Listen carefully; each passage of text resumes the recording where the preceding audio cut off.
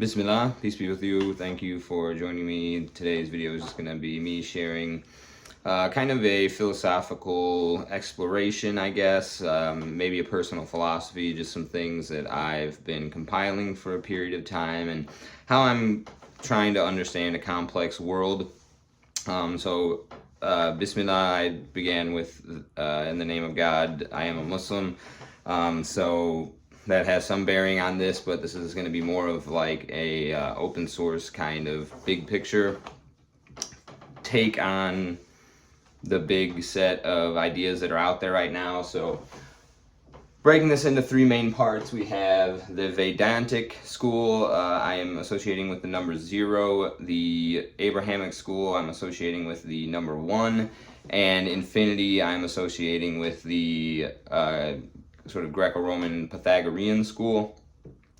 And then we have 3 very important metaphysical concepts from each of these. We have Sunyata from the Vedantic tradition, which is going to be something to the effect of emptiness is form, form is emptiness, that emptiness is actually full of potential and possibilities. And although technically, if you're taking an infinite sum or an integral, it's not factual that negative infinity plus positive infinity equals 0 per se, but you can conceptualize 0 as a balance point of all positive and negative charges, like 1 plus negative 1 plus 2 plus negative 2 plus 3 plus negative 3 plus 4 plus negative 4 and so on.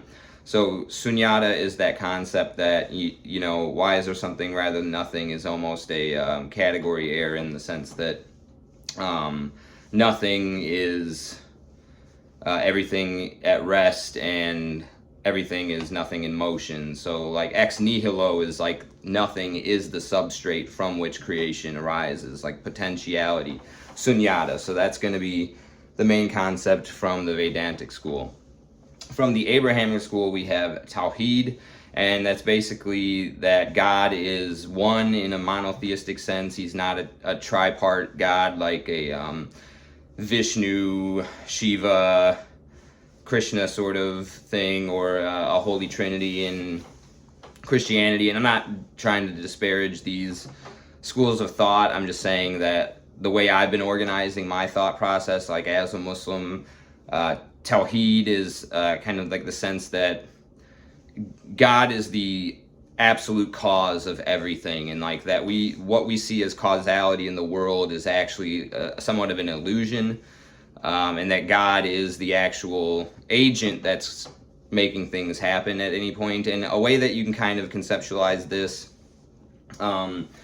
as we get a little bit more into like the mathematics, and the mathematics here is not going to be something formal. It's really more of like a tool to increase metaphysical metaphors. But Tawheed, in a sense, you can think of like if this was a simulation. In some sense, 1 is the only digit that's operating in like a binary system, like 0 and 1, but 0 is just the absence of 1's operation. Another way you can think of it is that like all integers, 4 is just 1 compiled 4 times. So 1 is the unit. It is the basis from which everything is written. So Tawheed is kind of that sense of like God is all powerful, and because he's all powerful, there's nothing that transpires that isn't, not that we don't have free will, but that he's the agent that like is actualizing things from potentiality, and like he's unique in the capacity to actualize from potentiality, ex nihilo. And then Apeiron is something I feel like it's almost the most intuitive thing to the Western mind. It's just like boundlessness. Oftentimes for Westerners, their peak spiritual experience is to like have an ego death and their boundaries dissolve and they become identified with their surroundings in some capacity. So Apeiron is just that sense of boundless infinity, and I think it's most intuitively understood by the Westerner, whereas like Tawheed and Sunyata are a little bit more foreign, like emptiness is form and metaphysical causality rather than physical causality. So these are going to be the 3 main pillars, and they kind of represent boundaries of conception. As humans being finite beings, we are not unbounded. As composite beings, we are not unitary, and as material beings, we are not formless. And so like these things represent like the boundary of like our conceptualization, because they're at the fringe of like what we aren't. And by that way, we can have like some conceptualization of like the absolute or God in some sense. So, and that kind of gets back into like if the one who knows himself knows his Lord. And so like when you understand your own limitations, you understand like a limitless deity. So next we have an eightfold symmetry that's present in all three of these schools of thought. We have the Eightfold Path from Buddhism. In Islam, there are 8 gates that give you entry into paradise, and in modern calculus, there are the complex Octonions, which are sort of the boundary of structure for algebraic sentencing, or like a grammar for algebra in some sense. And the Octonions I haven't fully integrated into this. Like I said, a lot of the math is like more metaphorical, but I just thought it was worth pointing out this structure where these three schools of thought are like sharing a similar motif. And that also all comes together here at 1/2, which is another important facet of these three, where we have the middle way from Buddhism, which is actualized by enacting the Eightfold Path. In Islam, there's a lot of references, maybe not a lot, but I know there's a particular reference in the Quran about the Muslims being a middle nation, and justice is based upon like balanced scales. And the Prophet Muhammad, peace be upon him, is always described as being very balanced and proportionate. So the middle, there's like a hadith about like if you have to go buy something from the store, buy the thing that's not the cheapest or the most expensive, but the middle priced. So the middle is like of import to Islam, and temperance in the typical Abrahamic traditions overall.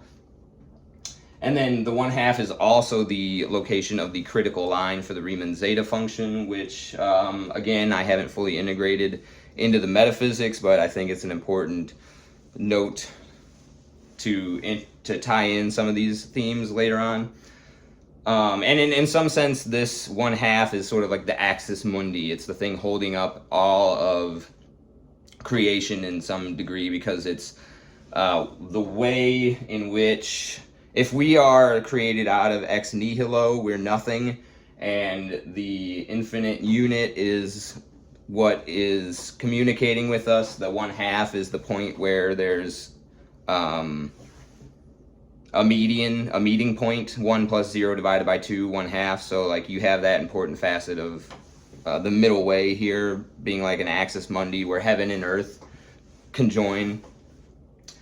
So now that we've got the three main categories of thought blocked out, and as well as the middle that kind of communicates between the three, next we're going to move into this equation here, which is sort of a Islamification of the Four Noble Truths of Buddhism. So gratitude being the main function, our operating mode where you transmute almost like alchemically suffering into something positive, or maybe not positive per se, but useful, like expedient means. So what you seek retreats, and this is something that you can find philosophically in modern thinkers like Mark Manson, I believe, where he has like a book called The Subtle Art of Not Giving an F. And this rhymes with Viktor Frankl's paradoxical intention, as well as Alan Watts's backwards law. So what you seek retreats, it's kind of like lifestyle creep. Like the more wealth that you attain, the easier it is for you to feel impoverished. In grade school, you might have done those experiments where you put your hands in hot and cold buckets of water and then like transfer them, and there's like a sensation of becoming accustomed to things.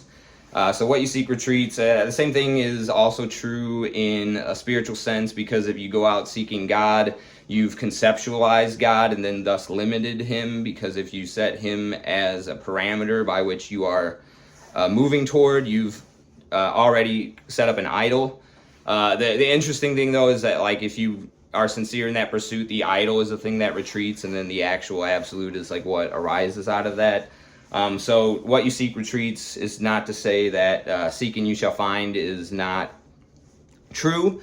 It's just like an insight into the nature of seeking on that path. So to seek is to suffer, again, like because you have began with the hypothesis that there's something lacking, there's automatically a sense of which the pursuit is leading to a dead end, or is in and of itself the thing that introduces lack or a sense of not having enough. So the suffering and the seeking are intertwined. The end of seeking is the end of suffering, which is just kind of like a negative statement about like to seek is to suffer. So if you stop substantiating that you're in a state of lack, then the seeking or the suffering stops arising because you're no longer trying to get rid of what you don't want or get what you don't have. And then the way that you can do this is to seeking ends where gratitude begins. So by enacting gratitude, you gloss over what is lacking with what is present, and you find silver linings, and you start doing this as a practice to overcome a sense of seeking. And then there's also another subtle trick where if what you seek retreats, then if you seek suffering itself, suffering will retreat. So there's a little bit of a sense in which you're not looking to be masochistic, but by kind of putting yourself out of your comfort zone, you become more comfortable. By seeking out discomfort, you inevitably like attract or you cause the discomfort to retreat. And then that is more like a phase transition. So like ice will freeze at 32 degrees Fahrenheit. So you only need to get the seeking of suffering up to that 32 degrees. But you don't need to go beyond that point to like negative 30 or absolute zero or anything of that nature, which would be an excessive use of that kind of trick. Okay, so we have gratitude, the Four Noble Truths. Gratitude also is like so in Islam, the word in Arabic for a disbeliever is an ingrate.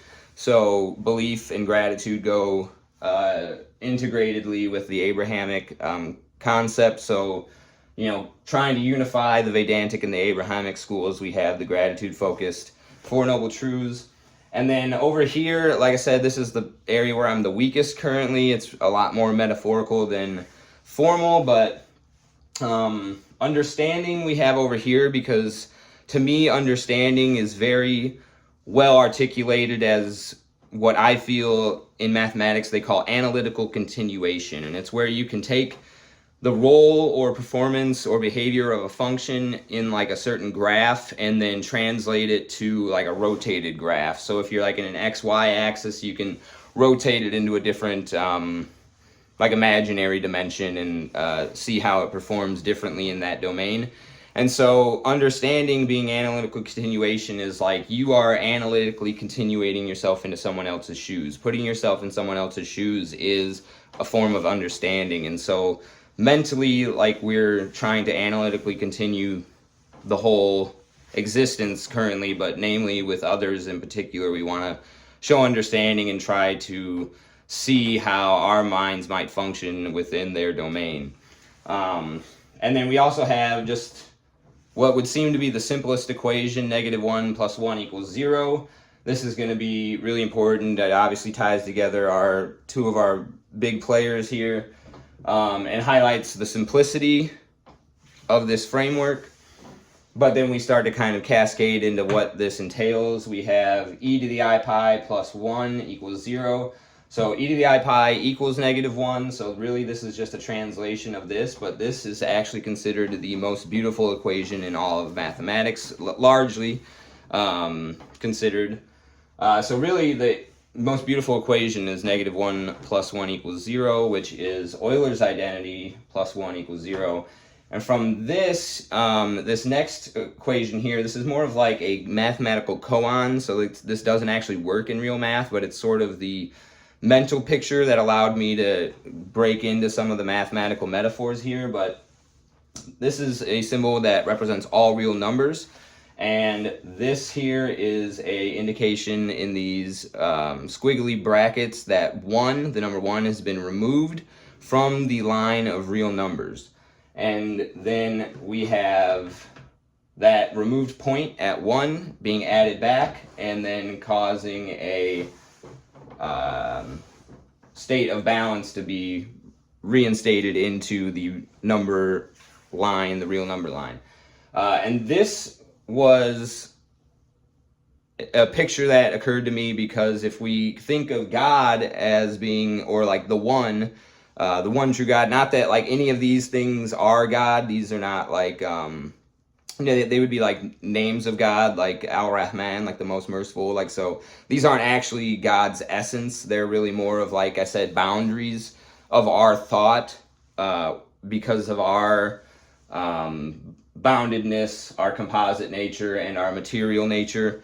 We don't know what these things are, but they're just facets of God, but not really God in of themselves. So when I say we remove 1 from all real numbers, that's sort of a representation of, but not in actuality, in an idolatrous sense, like God declaring his transcendence. So God is removed from the rest of the real numbers, but yet is still immanent within the domain as the multiplicative identity. Like I said, 4 is just 1 plus 1 plus 1 plus 1. Everything's operating in a binary state. So although 1 is removed from the domain of, like, let's say the matrix or the simulation, it is still present holographically because all the other numbers are just composite units of the missing 1. And so you can see that this effort to re-find the missing 1 is something that would induce the spiral effect of this e to the I pi and kind of set off a chain reaction of events within a mathematical landscape, kind of like a black hole and then a galaxy of numbers starting to spiral around it. And like I said, this is like the most metaphorical of these equations. And then finally at the bottom here, though, based upon this pictorial, metaphorical picture, we have a valid equation, which is an Euler characteristic. And Euler characteristics are like a specific equation that involves like edges, vertices, and faces of a object. And then you like add them up and subtract a couple of them. I forgot what the exact formulation of it is. I know all the platonic solids plus a sphere have Euler characteristic of 2. But so here we have the projective 3-sphere, which has points removed at 0, 1, and infinity, put onto kind of like a Riemann sphere, like a mathematical graph globe. And this has an Euler characteristic of -1. And then the Euler characteristic of a single point, the missing 1, is 1. So -1 plus 1 equals 0. So we have a conservation of Euler characteristic in this more metaphysical picture. Now, if I lost you a little bit on the math, that's okay. I'm a little bit lost on the math too. Like I said, these are really more metaphors than a formal theory of everything or something like that. But it's important because these mathematical symbols are integral to the rest of the picture per se. And there's a lot more going on here that is a little bit more formal that I'll have in subsequent videos, but like this diagram sets up the big picture of like the overall philosophy. There's a lot more to unpack here, but this is kind of the central basis of what I've been working with. So like I said, the Vedantic, Abrahamic, and Pythagorean schools, gratitude, understanding, the middle way, 1/2, Riemann zeta function, holographic mathematics, and gratitude-based Four Noble Truths. So some upcoming videos I've got some ideas for is the Eightfold Path, unveiling of like the rest of this gratitude program, which is like a moral framework, kind of like a self-help sort of software, hardware, like a more open source like Linux, but like an Eightfold Path based on English idioms. Over here, there's like some pseudo alchemy that I've kind of been working with the golden ratio that relates to fixed points and dynamic systems and viewing math. The Platonic world is more dynamic and alive and operating with thermodynamics than like a fixed perfect realm per se. So if you want to see more of the math, let me know in the comments. If you want to see more of the moral framework, let me know. And then I also, before going further into the Eightfold Path, have a I guess a breakdown of Satan and sort of like what not to do before venturing out on the path of what to do. So if any of that sounds interesting to you, or if you relate to any of the kind of topics that I've been discussing so far, let me know. And big reason I'm starting this channel is just to get some feedback and questions and create a dialogue for me to continue learning, because a lot of my teachers tell me that to teach is to learn. So here I am just teaching what I feel is the most coherent picture of reality for me now, and to get a discussion going and hopefully learn more from you guys. So really appreciate you sticking with me to the end of the video. I'll see you in the next one. Take care.